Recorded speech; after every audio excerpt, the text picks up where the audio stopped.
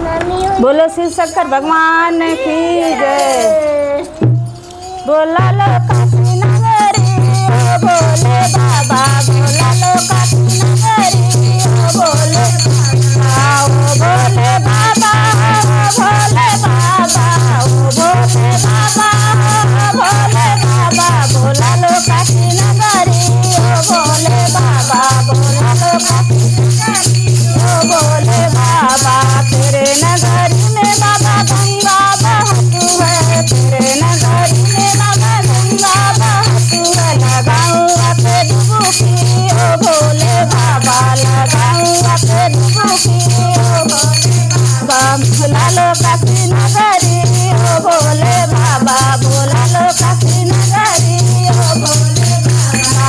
तेरे काशी नगरी से अजबे नजारा, तेरे काशी नगरी से अजबे नजारा। घुमा दो काशी नगरी ओ भोले बाबा, घुमा दो काशी नगरी ओ भोले बाबा। बोला लो काशी नगरी ओ भोले बाबा, बोला लो काशी नगरी ओ भोले बाबा। तेरे नगरी में बाबा गौरा बसतू है, तेरे नगरी में बाबा गौरा तू है। गोदी में गणपत लेना ओ भोले बाबा, गोदी में गणपत लेना ओ भोले बाबा। बोला लो काशी नगरी ओ भोले बाबा, बोला लो काशी नगरी ओ भोले बाबा, बोला लो काशी नगरी ओ भोले बाबा।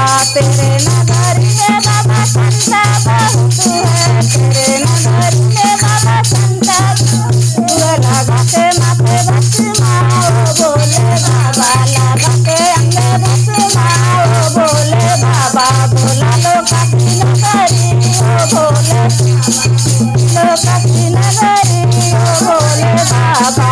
तेरे नगरी में बाबा मुक्ति मिलती है, तेरे नगरी में बाबा मुक्ति।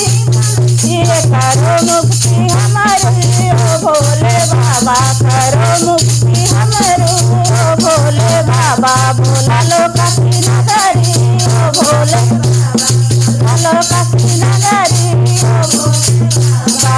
तेरे नगरी में बाबा कष्ट हरतू है, तेरे नगरी में बाबा कष्ट हरतू है।